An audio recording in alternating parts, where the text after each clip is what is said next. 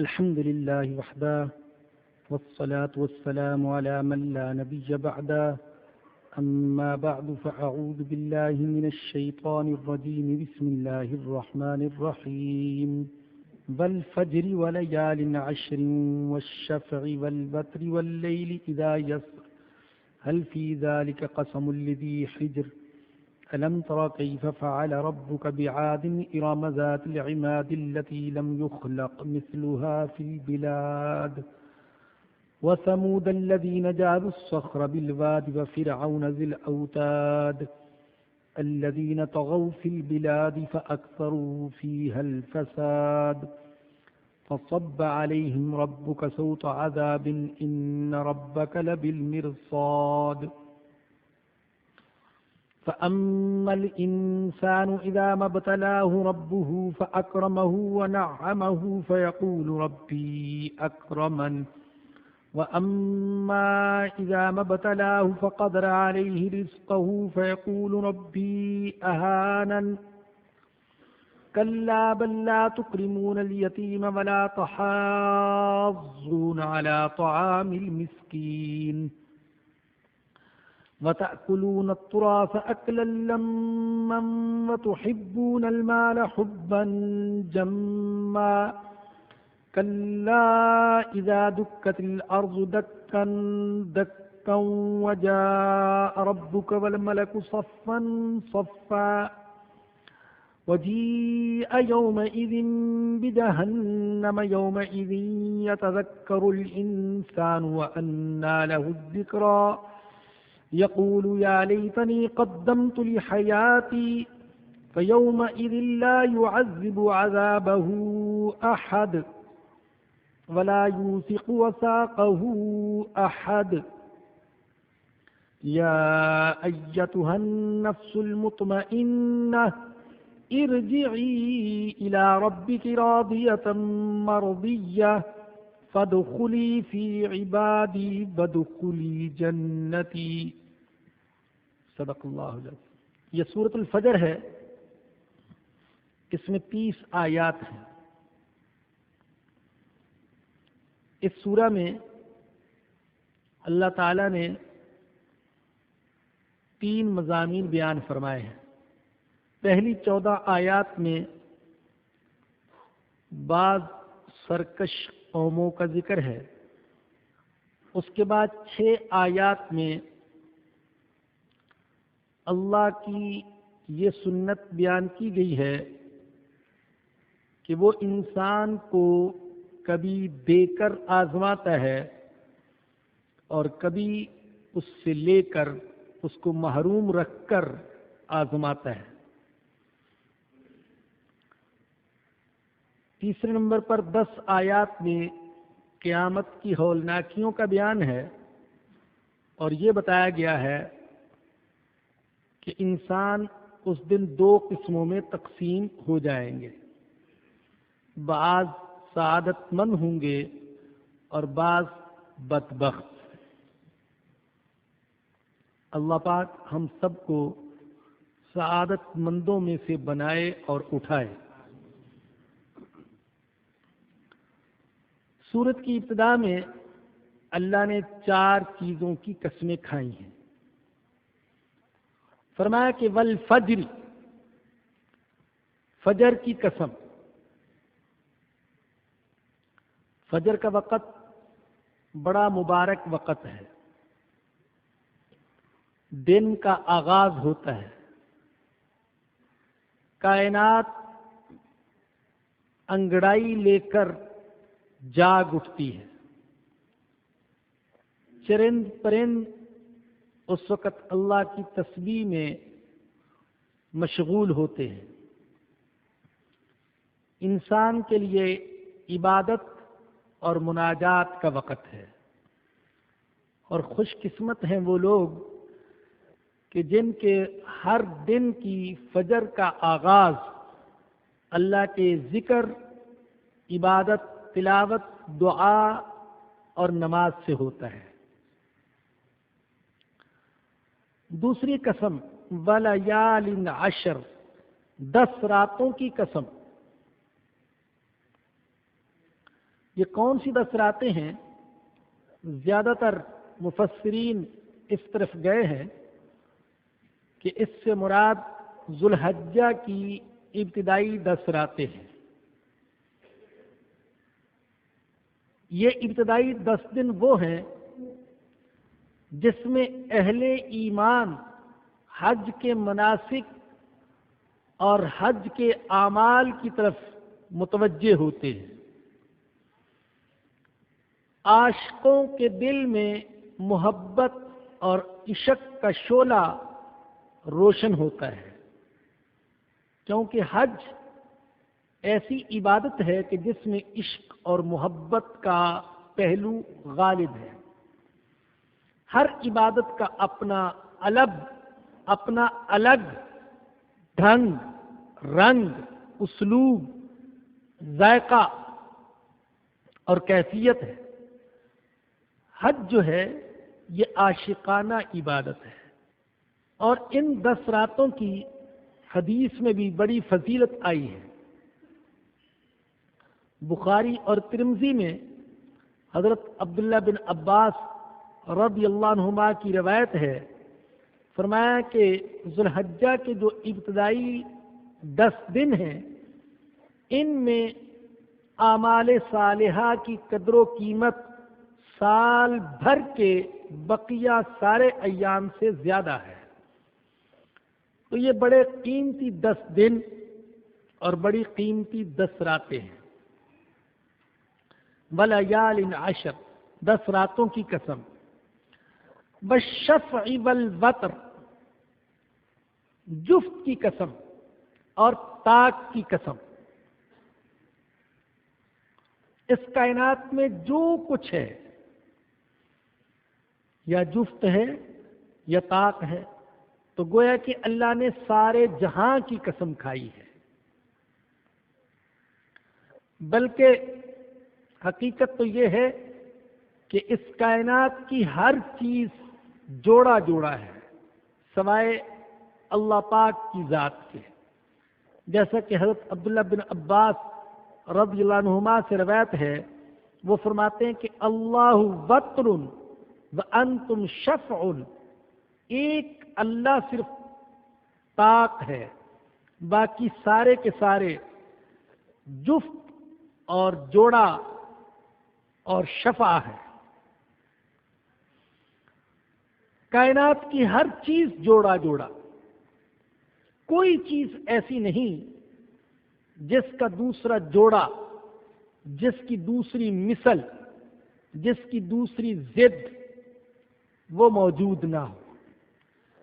سمندر جوڑا جوڑا، جنگل جوڑے جوڑے، جن جوڑے جوڑے، انسان جوڑا جوڑا، شمس و قمر جوڑا جوڑا، آسمان زمین یہ جوڑا جوڑا، درخت یہ جوڑا جوڑا، نباتات جوڑا جوڑا، ہر حیوان جوڑا جوڑا، ہر کیڑا مکوڑا جوڑا جوڑا، بلکہ بے جان چیزوں میں بھی اگر آپ دیکھیں، صفات و اخلاق میں دیکھ لیں، تو ہر چیز کا جوڑا موجود ہے، اس کی ضد یا اس کی جنس موجود ہے۔ ایمان ہے تو کفر بھی ہے، محبت ہے تو نفرت بھی ہے، غصہ ہے تو نرمی بھی ہے، حسد ہے تو ایثار بھی ہے۔ آپ رنگوں کو دیکھ لیں، رنگ بھی جوڑا جوڑا، کالا ہے تو سیاہ ہے، نیلا ہے تو پیلا ہے۔ آپ کیفیات کو دیکھ لیں، آپ ذائقے کو دیکھ لیں، اس کائنات کی ہر چیز جوڑا جوڑا دکھائی دے گی سوائے اللہ پاک کی ذات کے، کہ اللہ ایک ہے اور اس کا کوئی جوڑا نہیں ہے۔ قل هو اللہ احد اللہ الصمد لم یلد ولم یولد ولم یکن له کفوا احد۔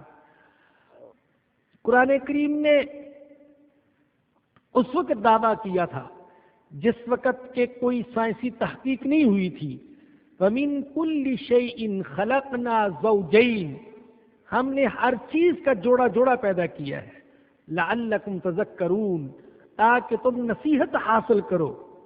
اور آج دنیا بھر کے سائنسدان، حکماء، ڈاکٹر، مفکرین اس نتیجے پر پہنچے ہیں کہ اس کائنات کی ہر چیز جوڑا جوڑا ہے، کوئی بھی جوڑے سے خالی وہ نہیں ہے۔ والشفع والوتر، جفت کی قسم، طاق کی قسم، تو گویا کہ یوں کہہ سکتے ہیں کہ ساری مخلوق کی بھی قسم اور مخلوق کو پیدا کرنے والے اس ایک اللہ کی بھی قسم۔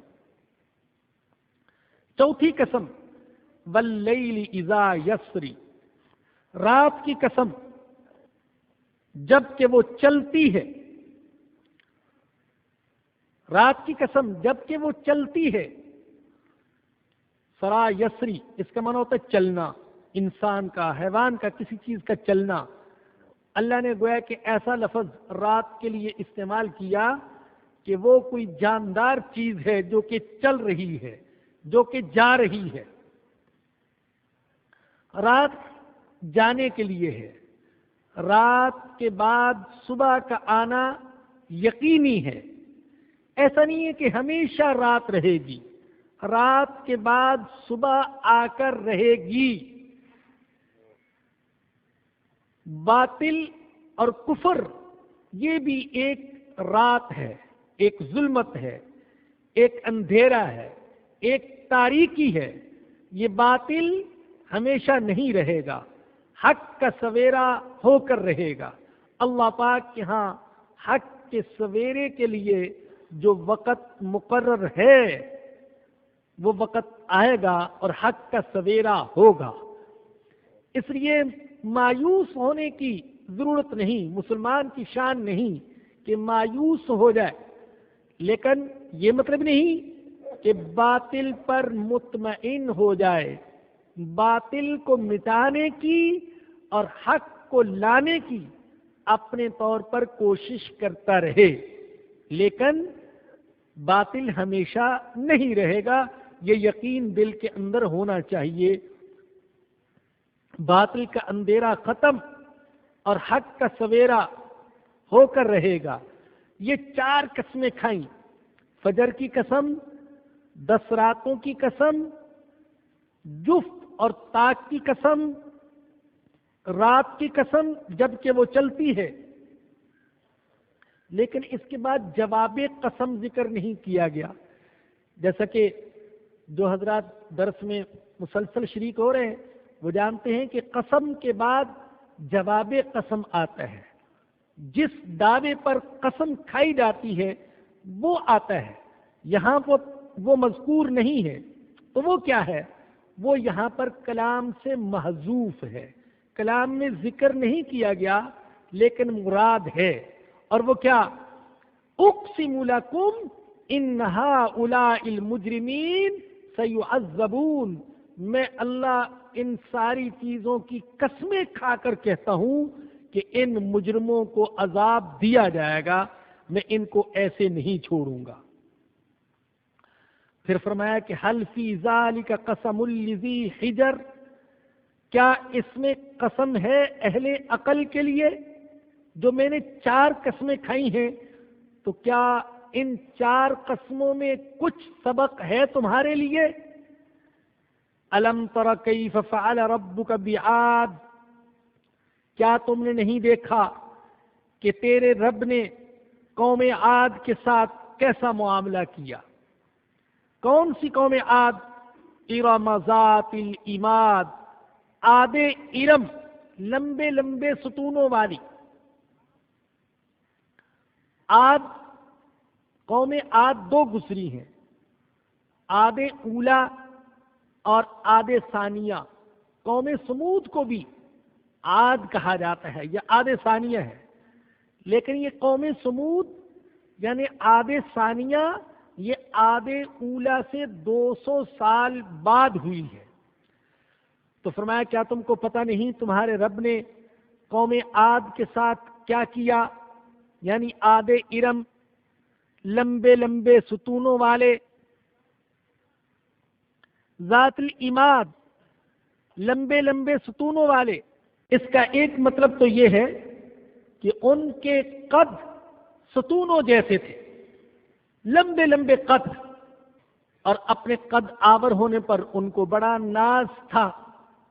اور دوسرا مطلب یہ ہے کہ وہ اونچی اونچی ستونوں والی عمارتیں بناتے تھے، عمارتیں بنانے کا ان کو بڑا شوق تھا۔ سورہ شعراء میں اللہ نے فرمایا اتبنون بکل ریع آیۃ تعبثون وتتخذون مصانع لعلکم تخلدون وَإِذَا بَطَشْتُمْ بَطَشْتُمْ جَبَّارِينَ، کیا تم ہر اونچے ٹیلے پر کوئی عمارت بنا دیتے ہو اور ایسے مکانات بناتے ہو گویا کہ تمہیں ہمیشہ رہنا ہے، اور جب کسی پر گرفت کرتے ہو تو بڑے ظالم اور جابر بن کر گرفت کرتے ہو۔ فَاتَّقُوا اللَّهَ وَأَطِیعُونِ، اللہ سے ڈرو اور میری اطاعت کرو۔ یوں لگتا ہے کہ جیسے یہ آج کے مسلمانوں سے خطاب ہے۔ آج کے بہت سے متمول اصحاب ثروت اور ارباب اقتدار مسلمان وہی کام کرتے ہیں جو قوم عاد کرتی تھی۔ محلات، بنگلے، وسیع و عریض کوٹھیاں، عجیب و غریب عمارات وہ بناتے چلے جاتے ہیں۔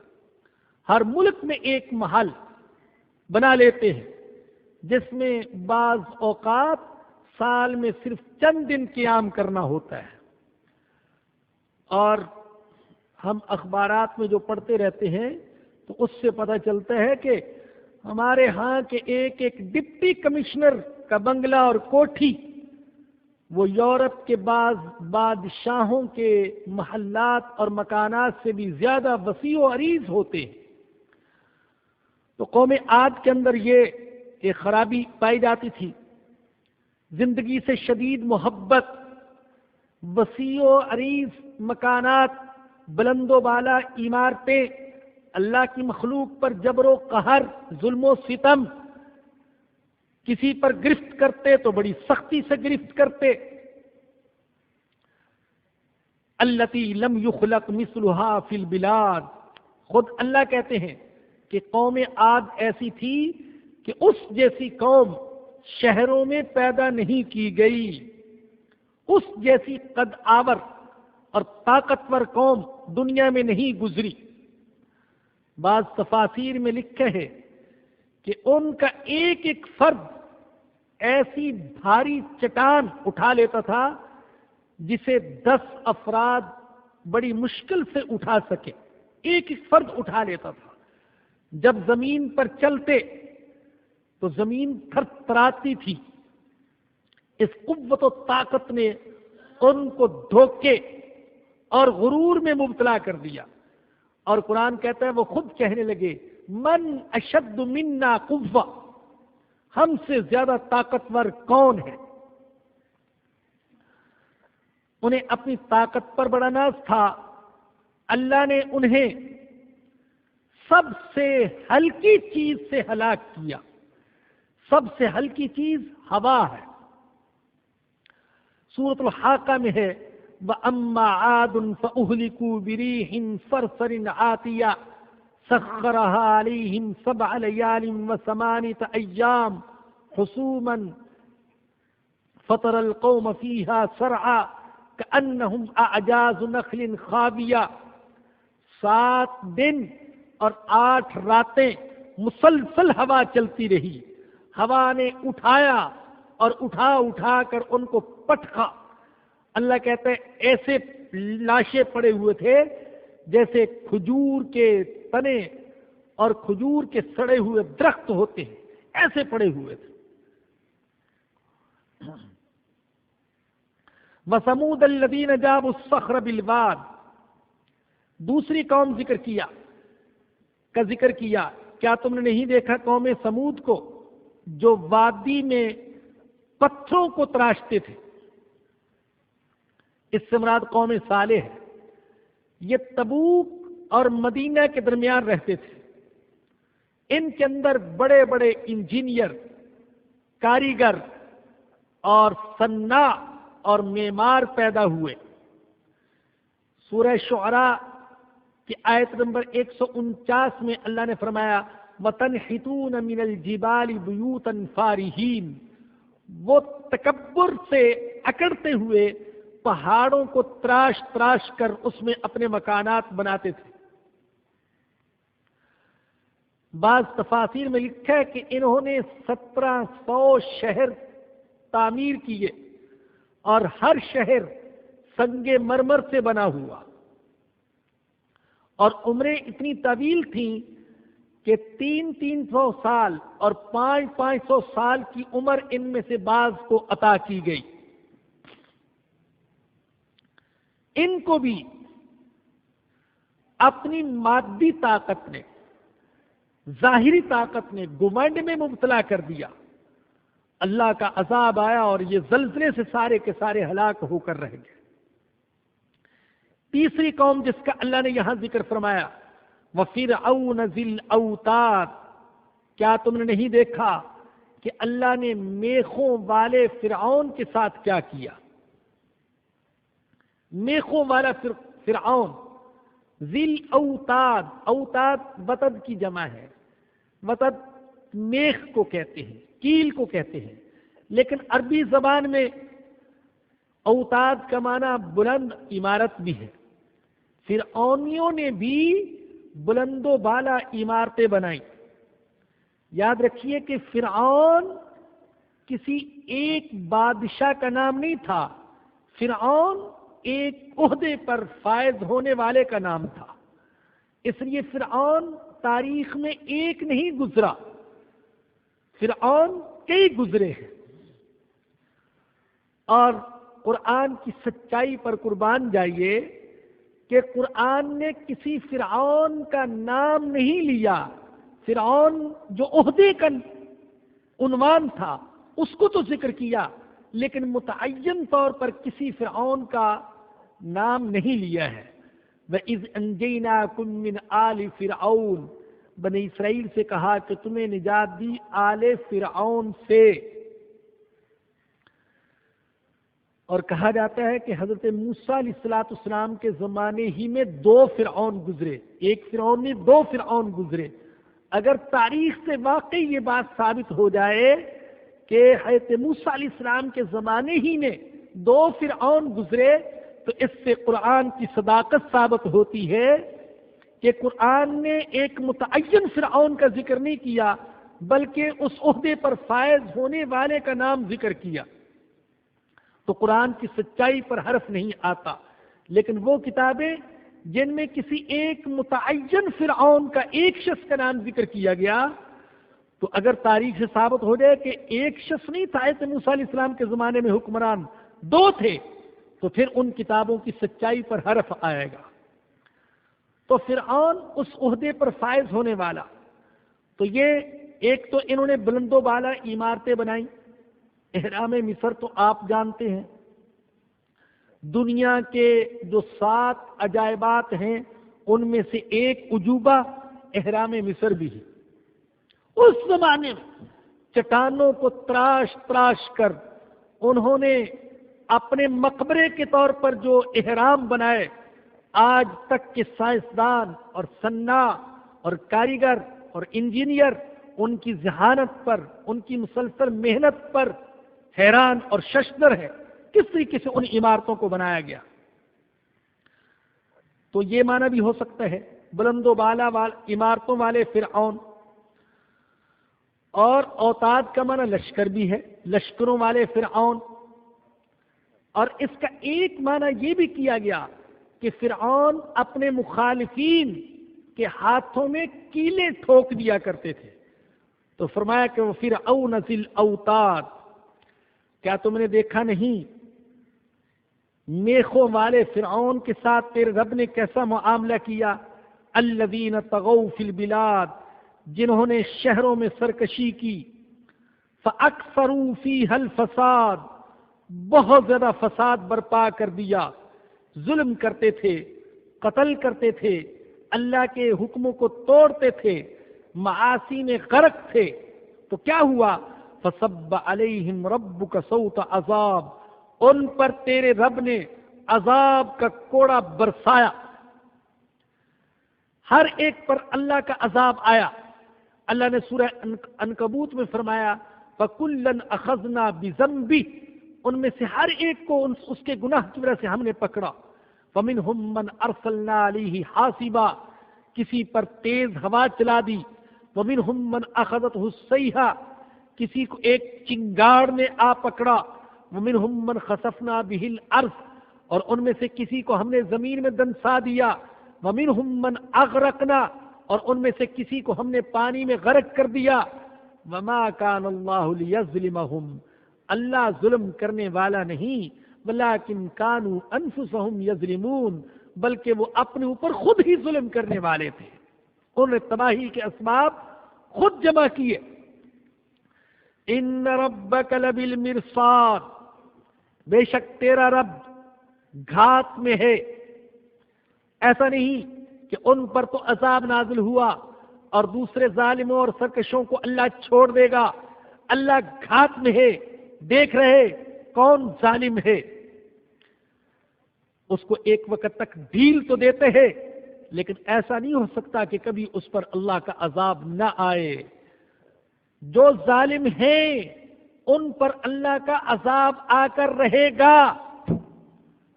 آج کے ظالم ہوں، ماضی کے ظالم ہوں یا مستقبل کے ظالم ہوں، یہ حقیقت ہے، قرآن کی بیان کردہ سچائی ہے۔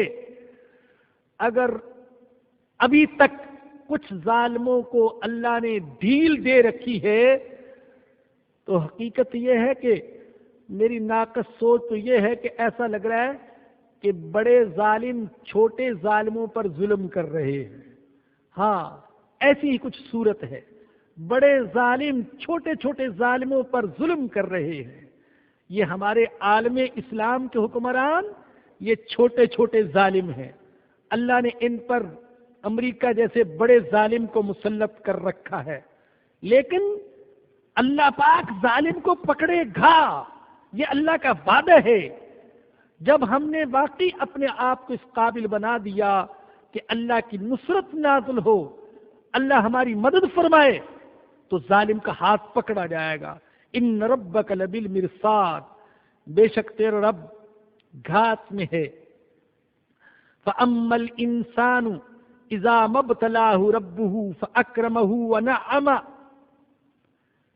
یہاں سے دوسرا مضمون بیان فرماتے ہیں اللہ، انسان کو جب اس کا رب آزماتا ہے، فَأَكْرَمَهُ، اس کو عزت دیتے ہیں، وَنَعَّمَهُ، اور اس کو نعمت بخشتے ہیں، فَيَقُولُ رَبِّي أَكْرَمَنِ، تو تکبر اور فخر کے ساتھ کہتا ہے میرے رب نے مجھ پر کرم کر دیا، مجھے عزت دے دی۔ اگر یہ کلمہ شکر کے طور پر کہتا تو یہ کلمہ بڑا اونچا کلمہ تھا کہ میرے رب نے مجھے نواز دیا، میرے رب کا میرے اوپر بڑا کرم ہے، لیکن وہ یہ کلمہ شکر کے طور پر نہیں کہتا بلکہ فخر اور تکبر کے طور پر کہتا ہے، میں عزت والا ہوں اس لیے کہ میرے پاس مال و دولت کی کثرت ہے، عہدہ ہے، کرسی ہے، اقتدار ہے، اولاد ہے، بنگلہ ہے، کوٹھی ہے، کار ہے، ان چیزوں کو باعث عزت سمجھتے ہیں کہ جس کے پاس یہ چیزیں ہوں وہ عزت والا ہے۔ یہ کافر کی سوچ ہے۔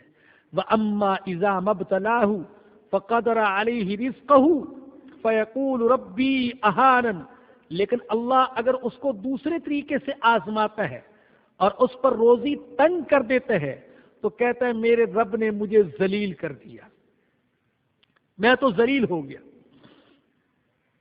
یہ شخص مال و دولت کی کثرت کو عزت کی دلیل سمجھتے ہیں اور فقر اور غربت کو ذلت کی دلیل سمجھتے ہیں، لیکن میں نے عرض کیا کہ یہ کافر اور فاسق و فاجر کی سوچ ہے، مسلمان کی یہ سوچ نہیں۔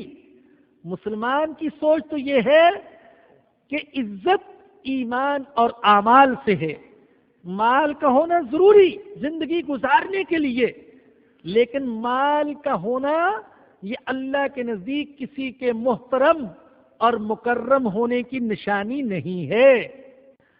اور کسی نے کہا ہے کہ عزت الدنیا بالاعمال و عزت الآخرتی بالاعمال، دنیا کی عزت تو مال سے ہے، لیکن آخرت کی عزت اور اللہ کے ہاں عزت اعمال سے ہے۔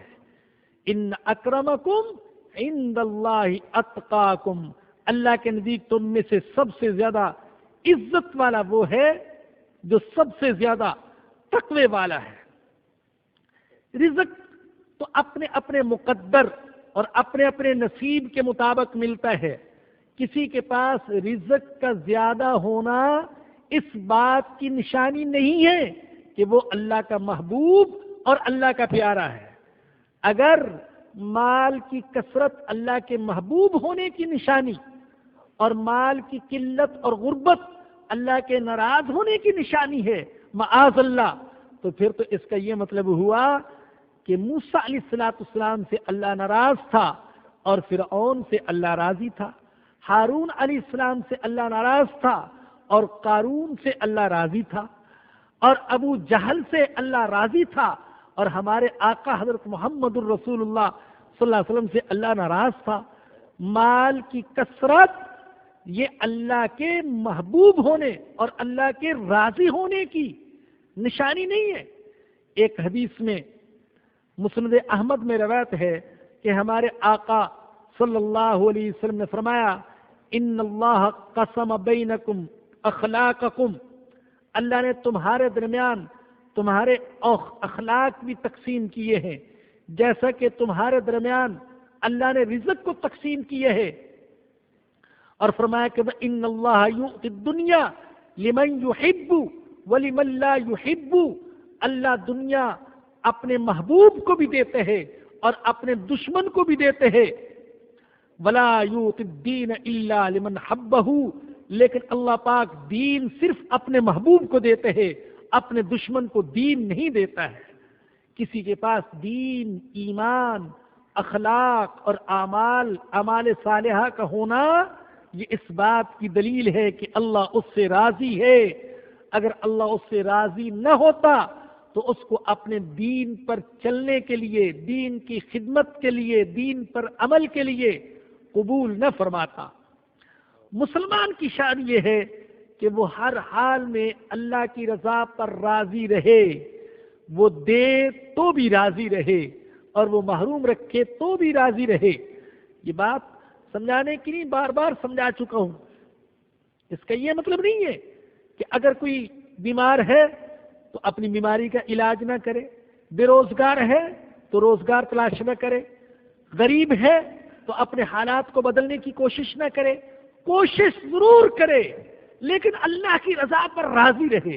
اب کوشش کے باوجود میں بیمار ہوں، صحت مند نہیں ہوتا، علاج کرتا ہوں، تو مجھے چاہیے کہ میں بیماری میں بھی اللہ کی رضا پر راضی رہوں۔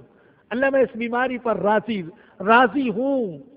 اللہ اکبر، اللہ کی قسم، یہ جو رضا بالقضاء ہے کہ اللہ کے فیصلے پر، اللہ کی تقدیر پر راضی رہنا، اس سے جو سکون ملتا ہے وہ ہفت اقلیم کی بادشاہت سے بھی نہیں ملتا ہے۔ میں اللہ کی رضا پر راضی ہوں۔ اللہ نے سوکھی کھلا دی تو بھی الحمدللہ، اور اللہ نے وہ روکھی کھلا دی تو بھی الحمدللہ، مرغن غذا کھلا دی تو بھی الحمدللہ، اس نے غربت میں رکھا تو بھی الحمدللہ، اور اس نے ثروت میں رکھا تو بھی الحمدللہ، اس نے اولاد بھی الحمدللہ، اور بے اولاد ہے تو بھی الحمدللہ۔ اب کر بھی کیا سکتا ہے؟ اگر اللہ کی تقدیر پر راضی نہ ہو تو کیا کرے گا؟ کیا اللہ سے زبردستی لے سکتا ہے؟ اللہ نے اولاد نہیں دی تو کیا زبردستی لے لے گا؟ نہیں۔ ہمارے کسی عزیز کا انتقال ہو گیا، اب میں اللہ کی تقدیر پر راضی ہوں تو کتنا اطمینان ہے، کتنا سکون ہے کہ اللہ میں تیرے فیصلے پر راضی ہوں۔ زبان پر وہ الفاظ ہیں جو حضور اکرم صلی اللہ علیہ وسلم کی زبان پر الفاظ تھے جس وقت اپنے نواسے کی ناش کو اپنی گود میں رکھا اور بلکہ اپنے بیٹے کو دیکھا فوت ہو گئے تو فرمایا کہ ہم تیری جدائی پر غمگین ہیں، ہماری آنکھوں سے آنسو بھی بہہ رہے ہیں، لیکن ہم اللہ کی رضا پر راضی ہیں۔ ہاں، بتائیے یہ دونوں چیزیں جمع ہو سکتی ہیں، رو بھی رہے ہیں، غمگین بھی ہیں، لیکن اللہ تیرے فیصلے پر ہم راضی ہیں، تو نے اس کو چھین لیا تو ہم اس پر راضی ہیں۔ ایسے شخص کا کیا مقام ہے؟ حدیث میں آتا ہے حضور اکرم صلی اللہ علیہ وسلم نے فرمایا کہ اللہ پوچھتا ہے فرشتوں سے، جب کسی کے بچے کی وہ جان نکال کر لے جاتے ہیں، اللہ پوچھتے ہیں کیا تم نے میرے بندے کے جگر کے ٹکڑے کو موت دے دی؟ کہتے ہاں۔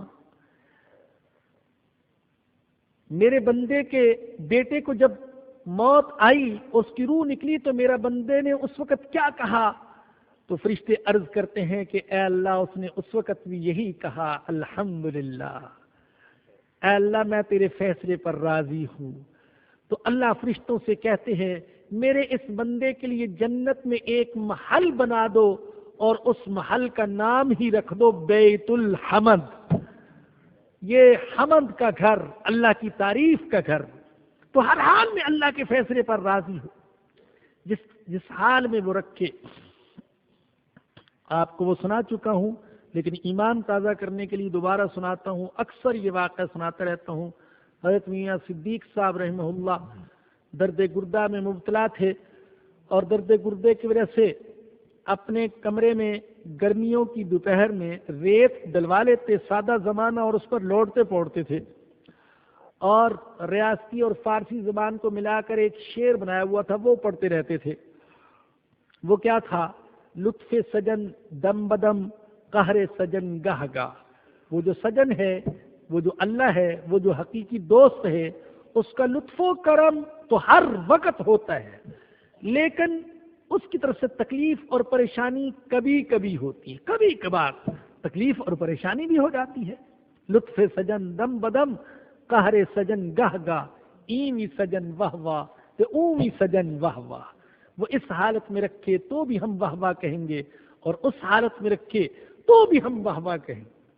ابھی پچھلے دنوں مجھے ریل گاڑی میں سفر کا موقع ملا، اب بعض ساتھی ایسے پوچھتے ہیں ارے آپ اکیلے سفر کر رہے ہیں، آپ کو کوئی تکلیف محسوس نہیں ہوتی؟ میں نے کہا نہیں، میں تو اللہ کا اتنا شکر ادا کرتا ہوں، اتنا شکر ادا کرتا ہوں جس کی کوئی حد نہیں۔ میں نے کہا اللہ کے بندے، مجھ سے لاکھوں لوگ ایسے ہیں جو مجھ سے گھٹیا زندگی، تکلیف والی زندگی گزار رہے ہیں، تو کیا میں ان کو نہ دیکھوں اور اپنے لیے سہولتوں کو دیکھتا رہوں؟ تو الحمدللہ جب اس بات کو دیکھتا ہوں تو دل کی گہرائی سے اللہ کا شکر نکلتا ہے۔ تو بندہ کر بھی کیا سکتا ہے؟ تو اگر تقدیر پر راضی رہے تو اطمینان بھی مل جائے گا۔ بچہ فوت ہو گیا، کوئی عزیز فوت ہو گیا، اسرائیل سے چھین کر اس کو واپس تو نہیں لے سکتا اس کی روح کو، لیکن الحمدللہ کہے گا تو اللہ پاک کی رضا بھی اس کو حاصل ہو جائے گی۔ تو جتنا اطمینان اور سکون اس رضا بالقضاء میں ہے کہ وہ جس حال میں رکھے میں راضی ہوں، لیکن بار بار کہہ رہا ہوں اس کا یہ مطلب نہیں ہے کہ جس حال میں رکھے کہ کوشش ہی نہ کرے، کہ امت مسلمہ پستی کا شکار ہے، پستی سے نکلنے کی کوشش نہ کرے، ذلیل ہو رہی ہے، ذلت سے نکلنے کی کوشش نہ کرے، شکست پر شکست کھا رہی ہے، فتح کے حصول کے لیے کوشش نہ کرے، ٹیکنالوجی سے محروم ہے، ٹیکنالوجی کے حصول کے لیے کوشش نہ کرے، کہیں کہ ہم اللہ کی رضا پر راضی ہیں۔ نہیں، یہ شیطان کا ڈھکوسلا ہے، یہ غلط ہے، یہ سوچ غلط ہے۔ ان دونوں چیزوں کا مطلب اور ہے، رضا بالقضاء بھی ہو اور ساتھ ساتھ کوشش اور محنت بھی ہو۔ یہ ہمارے آقا صلی اللہ علیہ وسلم کی تعلیم ہے اور یہ قرآن کی تعلیم ہے۔ تو فرمایا کہ یہ کافر اور فاسق و فاجر کی سوچ یہ ہے، اللہ دیتے بڑا خوش ہوتے، اکڑتے ہے اور کہتا ہے کہ معلوم ہوتا ہے اللہ مجھ سے راضی ہے، اور اللہ اس سے چھینتا ہے، رزق کی تنگی ہوتی ہے، کاروبار میں خسارہ ہوتا ہے، کہتے میں تو ذلیل ہو گیا، اور سمجھتا ہے کہ یہ غربت اور یہ فقر اور یہ خسارہ گویا کہ اللہ کی نظر میں ذلیل ہونے کی نشانی ہے۔ فرمایا کلا، ہرگز نہیں، یہ سوچ غلط ہے، یہ جھوٹ ہے کہ دولت والا تو معزز اور غریب اللہ کی نظر میں ذلیل ہے۔ یہ سوچ غلط۔ مومن کی سوچ یہ ہے کہ اللہ اس کو دیتا ہے تو شکر کرتا ہے، اور اللہ اس سے لے لیتا ہے تو صبر کرتا ہے، اور جب اللہ اس کو دیتا ہے تو وہ دوسروں کے حقوق کو بھولتا نہیں ہے، وہ یتیموں کے حقوق نہیں بھولتا، مسکینوں کے حقوق نہیں بھولتا۔ لیکن اے کافرو، اے فاجرو، اے فاسقو، اے میرے نافرمانو، تم ان کے حقوق کو بھول جاتے ہو۔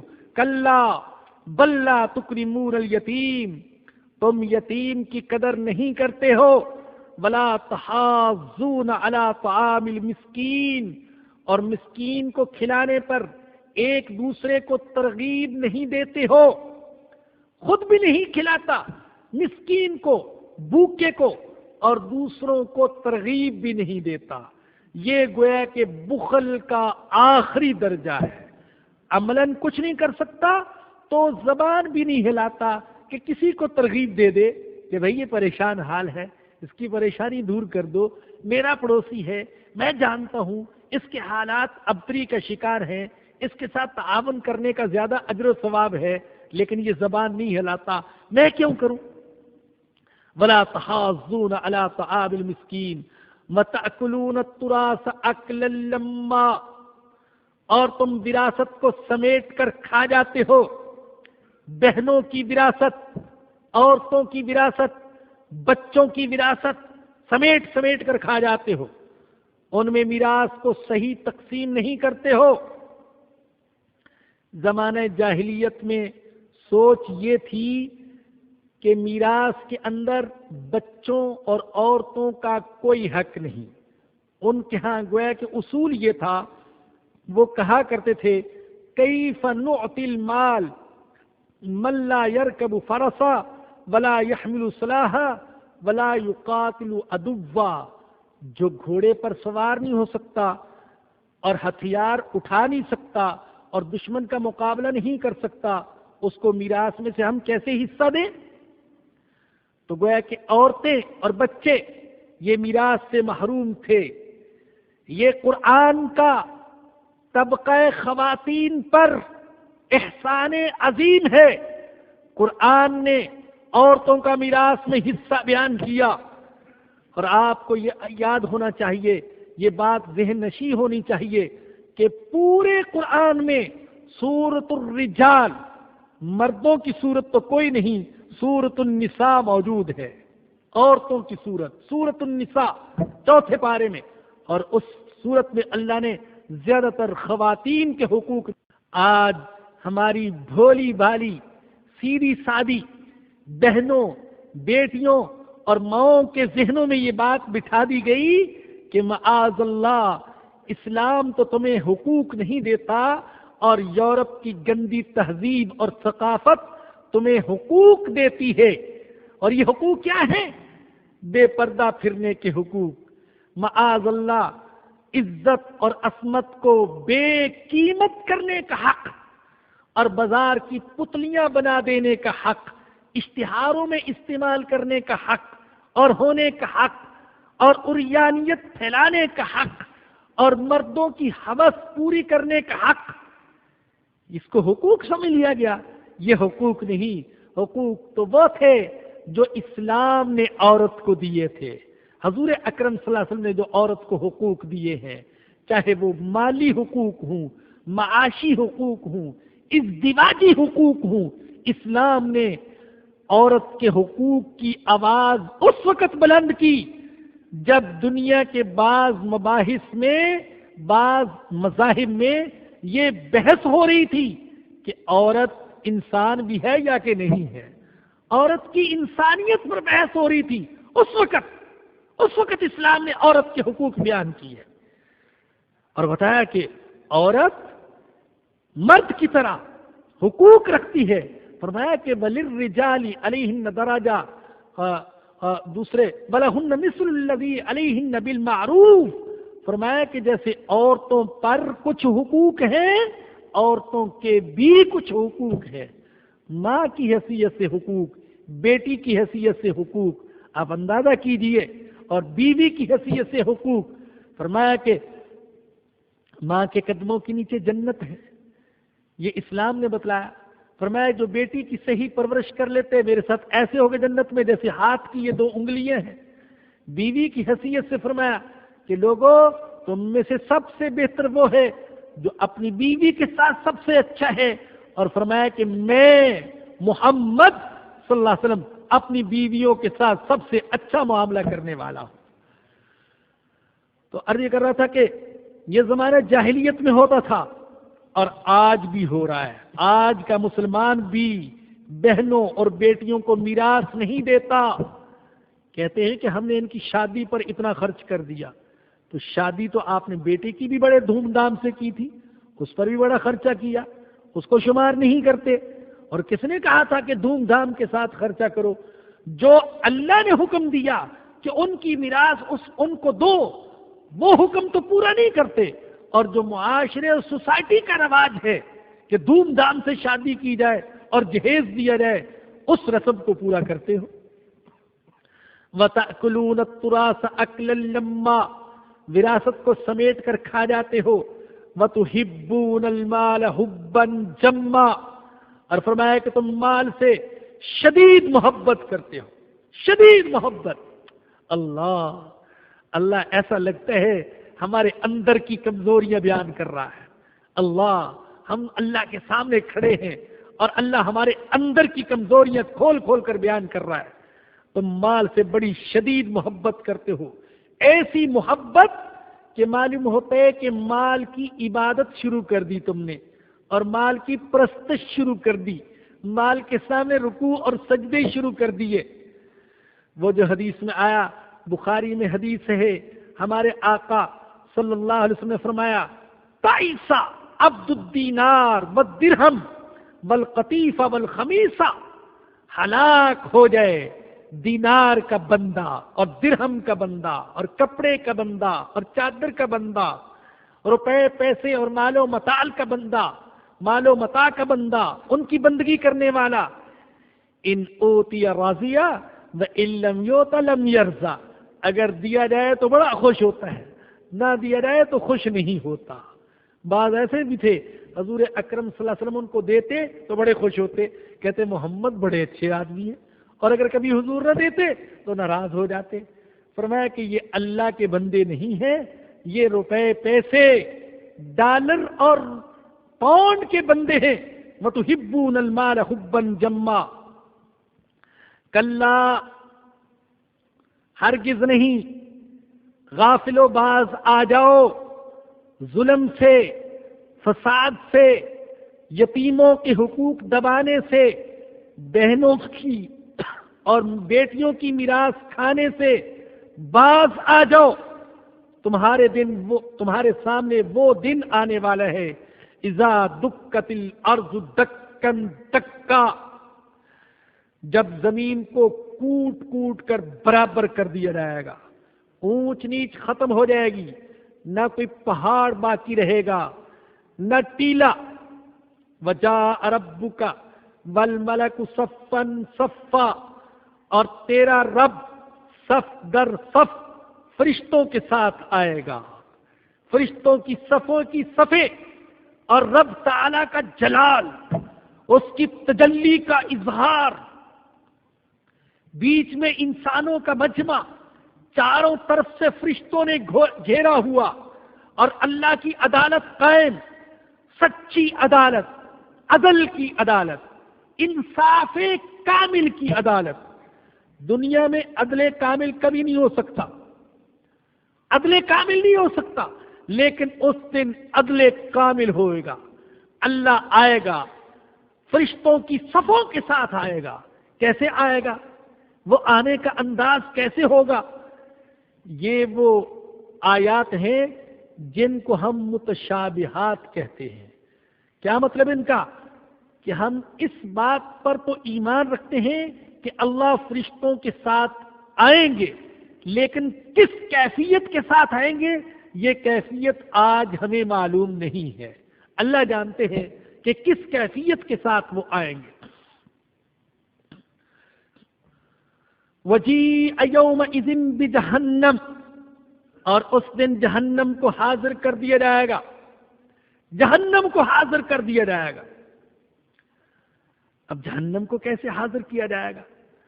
حدیث میں آیا، صحیح مسلم میں روایت ہے، حضور اکرم صلی اللہ علیہ وسلم نے فرمایا جہنم کی 70,000 لگامیں اور زنجیریں، اور ہر زنجیر کو 70,000 فرشتے کھینچ رہے ہوں گے۔ اب کیسے لگامیں، کیسی زنجیریں، فرشتے کیسے کھینچ رہے ہوں گے؟ تو یہ چیز ایسی ہے کہ ہم اس پر ایمان تو رکھتے ہیں، لیکن اس کی کیفیت ہم اس دنیا میں بیان نہیں کر سکتے ہیں اور جان بھی نہیں سکتے ہیں۔ یہ قیامت کے بہت سے معاملات ایسے ہیں کہ آج ہماری سمجھ میں نہیں آ سکتے۔ اللہ پاک نے اگر کہیں کچھ چیزیں بیان کی ہیں تو ہمارے چھوٹے سے ذہن کو سامنے رکھ کر سمجھانے کے لیے کہ جنت ہوگی، دوزخ ہوگی، جنت میں باغات ہوں گے اور مختلف کے پھل اور پھول اور راحت کے سامان ہوں گے، اور جہنم میں آگ ہوگی، زنجیریں ہوں گی، کوڑے ہوں گے، لیکن ان سب کی اصل حقیقت وہ مرنے کے بعد ہی معلوم ہو سکے گی۔ یومئذ یتذکر الانسان، اس دن انسان سوچے گا، اس دن سوچے گا، اس دن نصیحت حاصل کرنا چاہے گا۔ وَأَنَّىٰ لَهُ الذِّكْرَىٰ، لیکن اب سوچنے کا کیا فائدہ؟ اب سوچنے کا کیا فائدہ؟ سوچنے کا وقت نکل گیا۔ سوچنے کا وقت تو دنیا تھی، آخرت عمل کی جگہ نہیں ہے، آخرت تو جزا کی جگہ ہے۔ وہاں نتیجہ سنایا جائے گا، پرچہ حل نہیں کیا جائے گا۔ پرچہ تو ہم سب یہاں حل کرنے میں مصروف ہیں، وہاں تو صرف نتیجہ سنا دیا جائے گا، وہاں ایک لہجے کی بھی مہلت نہیں دی جائے گی۔ یقول یا لیتنی قدمت لحیاتی، کہے گا اے کاش میں نے اپنی زندگی کے لیے کچھ آگے بھی بھیجا ہوتا۔ اس دن اس کو زندگی مانے گا، کہے گا کاش میں نے اس زندگی کے لیے کچھ آگے بھیجا ہوتا۔ دنیا کی زندگی کے لیے تو میں بہت کچھ سوچتا رہا، لیکن آخرت کی زندگی کے لیے کچھ نہ سوچا۔ جو کچھ دنیا کی زندگی کے لیے کمایا تھا وہ آخرت میں کام نہیں آ رہا، اور جو کچھ آخرت کی زندگی کے لیے چاہیے وہ میرے پاس ہے نہیں ہے۔ کسی نے بڑے عجیب پیارے انداز میں مثال دے کر ایک بات کو سمجھایا، مجھے یہ مثال بڑی پیاری لگی، بڑی دل کو لگی، اور صحیح بات یہ ہے کہ دل کو ہلا دیا اس مثال نے۔ اس آخرت کی حقیقت کو اور اعمال کی اور ایمان کی قیمت کو سمجھا رہے تھے وہ۔ فرمایا کہ بھئی یوں سمجھو کہ جیسے ایک شخص کسی گاڑی پر سفر کر رہا ہے، راستے میں روپے نے لفٹ مانگی، اس سے رک گیا۔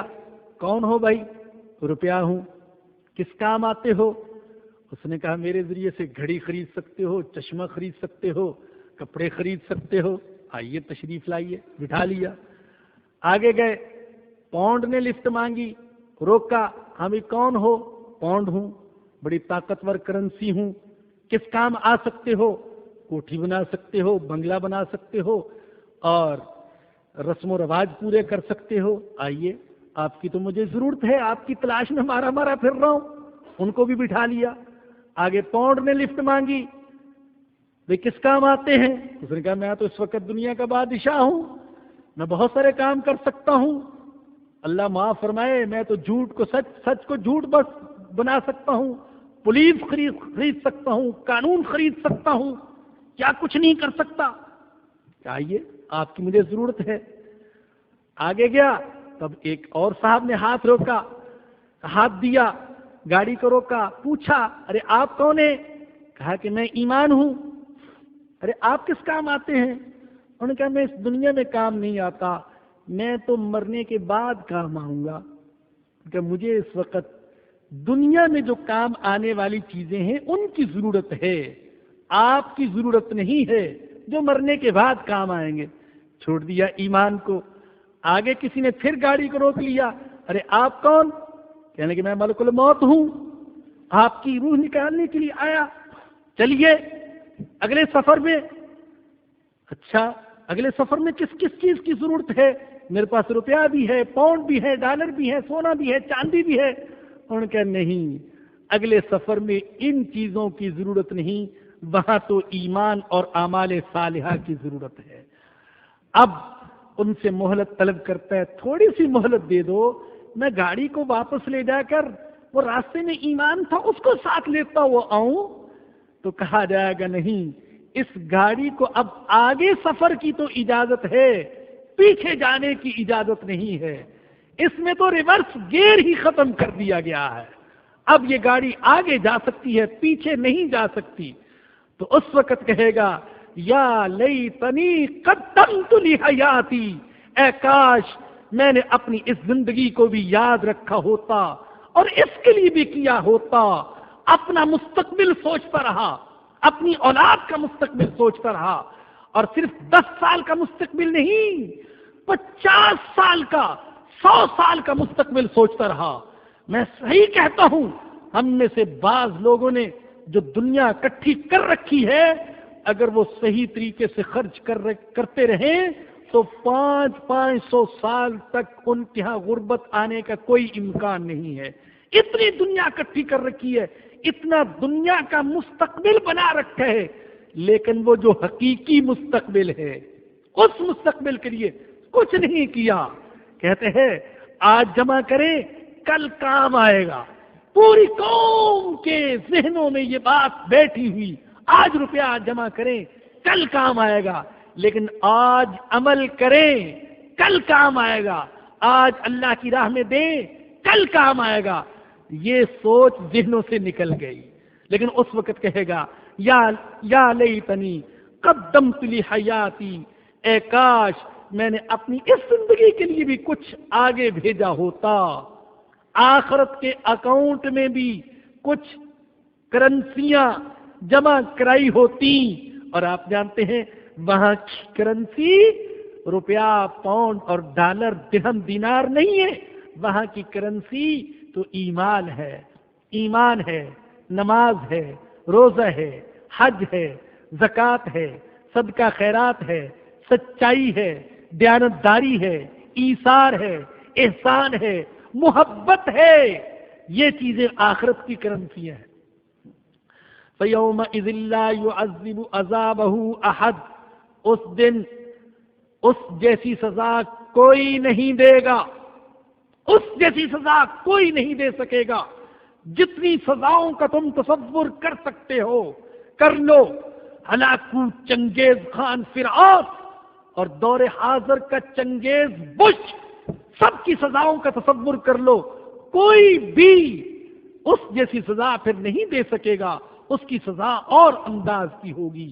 ولا یوثق وثاقہ احد، اور نہیں جکڑ سکتا اس جیسا جکڑنا، کوئی بھی اس جیسا جکڑنا نہیں جکڑ سکتا۔ ہر کسی کے جکڑے ہوئے کو چھڑایا جا سکتا ہے، لیکن اللہ کے جکڑے ہوئے کو چھڑایا نہیں جا سکتا۔ یا ایتھا النفس المطمئنہ، یہ قرآن کا انداز ہے۔ قرآن صرف جہنم کا ذکر نہیں کرتا، جنت کا بھی ذکر کرتا ہے، کافروں کا نہیں ایمان والوں کا بھی ذکر کرتا ہے۔ کہیں ایسا نہ ہو کہ بندے اللہ کی پکڑ کا ذکر سن کر مایوس ہی ہو جائے، نہیں، اللہ پاک اس کے ساتھ ساتھ جنت والوں کا ذکر کرتے ہیں۔ فرمایا کہ یا ایتھا النفس المطمئنہ، ایمان والے سے کہا جائے گا، اور بعض روایات میں آتا ہے کہ موت کے وقت کہا جائے گا۔ اللہ اکبر، اللہ سے دعا کیجیے کہ اللہ پاک ہمیں بھی موت کے وقت یہ مبارک کلمات سننے کی توفیق عطا فرما دے۔ اللہ ان لوگوں میں سے ہمیں بنا دے جن کو یوں بشارت دی جائے گی، اے وہ نفس، اے اطمینان والے نفس، نفس المطمئنہ، اطمینان والے نفس،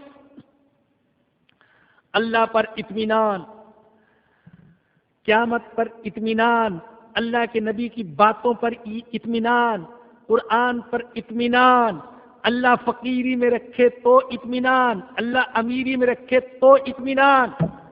آپ پڑھ چکے نا کہ کافر کا طریقہ تو یہ ہے، अमीरी में तो बड़ा मुतमईन और फकीरी में बड़ा परेशान, लेकिन मुसलमान की शान ये नहीं, वो हर हाल में मुतमईन, अल्लाह की कज़ा पर राजी।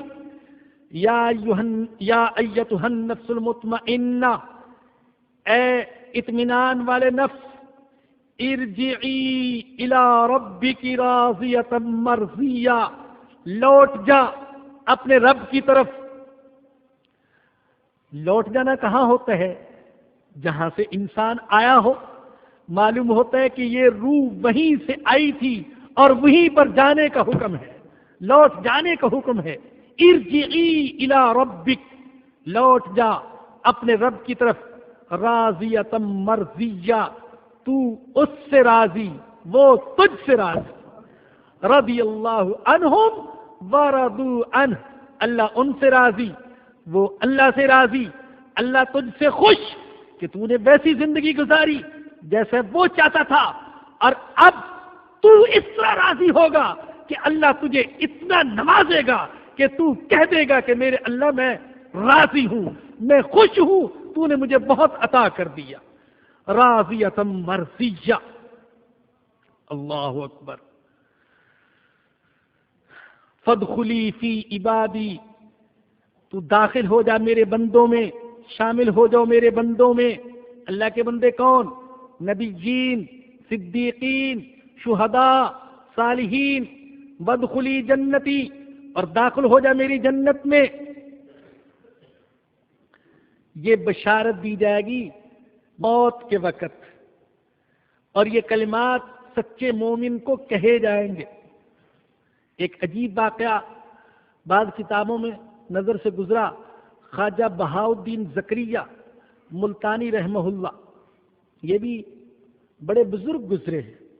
ये अलग बात है कि आज इन बुजुर्गों की खानकाहों को लोगों ने दुकानों में तब्दील कर दिया और मेले ठेले और राग रंग में तब्दील कर दिया, वरना ये अल्लाह वाले लोग थे। तो ख्वाजा साहब रहमहुल्लाह आखिर उम्र में बीमार थे। जोहर की नमाज अदा करके अंदर तशरीफ ले गए। बेटा खिदमत में लगा हुआ था, बाहर चौखट पर बैठ गया। अचानक एक अजनबी आदमी आया, कहा ख्वाजा साहब से मिलना चाहता हूं। पूछा काम क्या है? कहने लगा कि एक खत उनकी खिदमत में पेश करना है। कहा बीमार हैं, मिल नहीं सकते, खत मुझे दे दो, मैं अंदर पहुंचा देता हूं। खत अंदर लेकर गया। वालिद साहब ने खोल कर देखा तो उस पर यह आयत करीमा लिखी हुई थी, या अय्यतुहन नफ्सुल मुतमइन्ना। ये आयात इरजिई इला रब्बिकी राज़ियतम मर्ज़िया फदखुली फी इबादी वदखुली जन्नती।